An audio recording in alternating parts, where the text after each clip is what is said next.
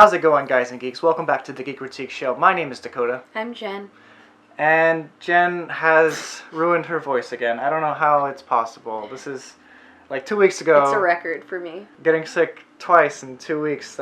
I'd like to thank my mom and my dad for my poor bloodline. Oh no, it's not that bad.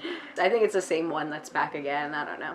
Maybe it hasn't left. We have a lot to talk about this week. We're late on a bunch of stuff, so we really apologize. We're going to be filming our Wonder Woman review right after this, as well as our Geekritique book club week 5, almost the end of the entire book for The Name of the Wind, so that's really exciting. But today we're going to be talking about The Lie of the Land, the latest episode of Doctor Who, the third episode in the Extremis arc. I guess that's what we're going to be calling it. Third and final, actually. So that's exciting. We have new stories coming next week, so I'm pretty excited about that. Jen, what did you think of the final episode of this arc? I liked it a lot. I felt like there were a couple of questions that I had in the first episode that I thought would have been answered, but they weren't, so it was like, But I can't get mad at them for taking a different direction than I was anticipating. I liked it a lot. I thought it was really funny at times. And I liked the music. I liked the energy, I guess. Very high energy, really exciting. I loved Missy's dialogue. Okay. Yeah. So I liked it.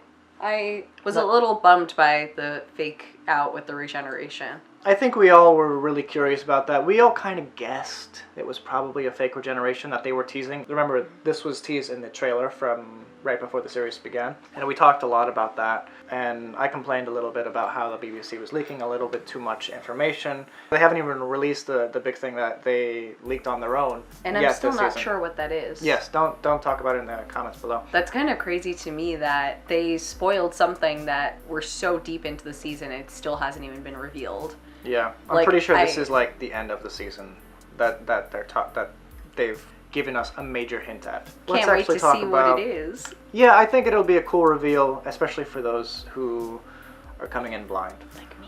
I wish Capaldi was still coming in blind. They didn't really discuss too much about... I have a problem with this episode. I have a lot of problems with this episode, actually, especially as the end of a 3-episode arc. You have a lot of time to answer questions that were raised, and you ignore most of them, if not all of them, especially from the first episode. So basically everything that happened in the first episode has no point as of this final episode. We're probably never going to see any of that world ever again, where that defect in the Extremis program, the Veritas, the manuscript of truth, I expected the Doctor to have written that in the real world, and that was going to like somehow become a virus in the fake world. I thought that was going to be explained. We expected that woman, the female pope, to make an appearance. Yeah, that's true. I forgot about that. Yeah, I was really looking forward. I was like, oh yeah, that was such a detailed picture. He's going to go back in time. We're going to meet her. He's going to write the Veritas. Nah. I'm so curious as to who wrote the Veritas in the fake simulation and how it was like going undetected for so long by the monks. I'm just a bit confused by that, but whatever. I guess I'll never know. Yeah, it's interesting. But yeah, again, it's something that we're probably not going to find an answer to. The big question that was raised from us in our review of Extremis was, will we find out if the drain on the Doctor's regeneration energy, does that affect any future timelines now that that was a fake world? Obviously, now we know it doesn't. Especially because in this episode, Doctor's showing off regeneration energy as part of a prank. So he's just using it up. Yeah, he clearly has tons to spare at this point. As we expected, this is probably an all-new regeneration cycle, with Peter Capaldi being the first regeneration in this cycle. So he probably has a lot of regeneration energy left in him. So yeah, there's that. I don't like how Bill didn't question the regeneration at all. She just assumed it was just something he did. It didn't seem strange to her. The fact that he was tricking her. Then again, she was like kind of going through a lot at the time. Of course, she's distraught. And maybe later on, like after the episode ends, after they have that nice little chat, she goes back to his office and was like, what the heck was that, by the way? You started like glowing at one point. 'Cause she literally just shot someone. So yeah. And then he starts talking about was the regeneration too much, and Nardo's like, no, I thought it was a good touch. Yeah, that's true. Yeah, so she should have asked But we're already used to her not asking a lot of questions that she should be asking. Like, why is Nardole explaining everything to the doctor, etc., etc. Yeah. So. I like Pearl Mackie. I like the fact that she is so good at expressing emotion when the script calls for it. I think she's really, really good at doing that. And we feel her pain every time. Her pain, her fear, her horror, we see that constantly throughout this season. And she does a fantastic job. I never question her acting ability. Yeah, no, she's really good. She's really good. She's really talented. As far as her arc goes with her mum, I'm not feeling it. Really? I don't understand how her mum basically saved the day. A memory of something from her past was able to thwart a civilization as strong as the monks. Oh, I like that. Tell me why. My reason is because I feel like for any of you who have like a close relative that have died like at a young age, I liked that they said that she was absolutely trusted, absolutely loved, absolutely, perfect, because when someone dies when you're young, you don't have the chance to know their flaws. So she basically just not worshipped her mom, but her mom was the perfect role model and washed out any idea of the monks being that. You know what I mean? That's what kept her from even believing the simulation to begin with. The fact that the doctor just gave her that present to be kind of all of the pictures, and that saved them, because basically what it did was she realized, oh, my faith and my adoration and trust and love aren't towards the monks, it's towards my mom. She's my hero. So that washed over all of the propaganda that they were putting through her mind. I like that. I thought it was cool. It was an uncorruptible memory, and that is pretty cool. I guess that makes sense. Yeah, and I thought it was well done because it was something that was planted at the beginning of the season. Right. Because we didn't really... I kept being like, why does she keep calling out to her mom? Like, what's up with her mom, being in every episode at some point she talks about her mom, and it's basically saying, that's her role model, and she doesn't know of any of her mom's flaws, so... It's clear now that the doctor did go back in time to take photos of her mother as a gift to her on Christmas, or whenever that was. Yeah, he said it. He finally said it in this episode, and in our review for the pilot, we actually questioned that, where the heck did she get those pictures from? Why are the doctor in some of them? And someone actually commented they told us. I thought that was just the doctor giving her a gift. And yeah, you're totally right. Yeah. The random patron of this video is Dan. Daniel Faringer. Faringer, I don't know. Dan, thank you. It's you. Always. You are the chosen one. Yes. So let's talk about Missy. As of this point, her prison is an interesting one. She doesn't... I wouldn't mind being locked up there. I really wouldn't. If I could have all my hobbies in one room and not have to Well, no, I don't think it's as... It may look pretty. I like how it's kind of like the TARDIS on the inside, where it's transcendentally dimensional. It's almost like you enter another dimension on the inside. You can see windows and stuff on the inside. It's kind of like an underground office building where they put fake windows so that the employees have the feeling of being outside, but they can never reach it. Obviously they can reach it after work, but Missy cannot, because she is in prison for 1,000 years, presumably.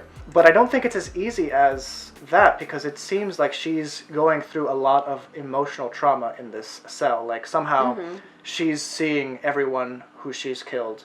Every single day she remembers someone new. And she also remembers the names of those people. I don't think that's a Time Lord thing. I think that's part of her sentence. I think it's just making her meditate on the things she's done and reflect on. Right, but she's killed so many. How can she remember the names of any? Oh, you think it's feeding that to her? Yeah, I think it is feeding that. Which also kind of begs the question, if she was supposed to die before putting her into this cell, why build something that is emotionally traumatic to the person? As a punishment, along with the punishment of death? I don't know. Maybe that's something that they'll answer as we move forward with the end of the season. We are getting close. I think this was, episode 8? Yeah, so we have 4 more after this. Snap. Yeah, it's coming to a close. I'm I really thought I was going to get this big spoiler by now, and I'm really surprised that I have gotten this long without I want to talk about it, but obviously I'm not going to. I could leave. No. If you want to have a moment. No. I like when the doctor told Bill, amongst 7 billion, there's one like you, or something along those lines. I thought that was a great line. Yeah. You're definitely going to find those on Tumblr posts, like, for years to come now. I kind of wish you said that to me, Dakota. I didn't. He never said it. I liked when Missy described the doctor's definition of good in, like, a very corrupted sense. Like, she said it was absolute, that it was unreasonable. I forget the other words that she used. And she said, if you're expecting me to be like that, I'm going to be here for a very long time. Yeah. And it's true, like, you can't really pin down what it means to be good because everybody views it in such a different way. She looks at the decision to kill one person for everyone is loving and kind and helpful. Whereas the doctor completely goes against who he is. He will fight for that one last person with everything he's got for as long as it takes. It's interesting to see that even if Missy does become good, which I don't know if she ever actually will, if I'm being honest, that it's still going to be very different than the doctor's version of that. I guess the big question that this leaves us is, will Missy become good? And yeah. I think we all know the answer to that. I think there might be a fleeting good moment from her. And then she's like, this sucks. Yeah, and then she's gonna just like start shooting people.